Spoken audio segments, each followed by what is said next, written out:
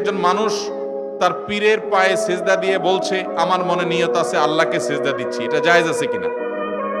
ভাইরা আমার, আমাদের এই কপাল শুধুমাত্র আমরা নিবেদন করব আল্লাহকে। কাকে? আল্লাহকে। আল্লাহ ছাড়া মানুষের এই কপাল আর কারোর সামনে সিজদায় অবনত হবে। আল্লাহ সুবহানাহু ওয়া তাআলা কোরআনে কারীমে সূরা ফাতিহাতে আমাদেরকে শিক্ষা দিয়েছেন, ইয়্যাকা না'বুদু, আল্লাহ আপনারই ইবাদত করি। আমরা ইবাদত করি শুধু কার? ইয়্যাকার মানে হলো শুধুই আপনার ইবাদত করি, আর কারণ না।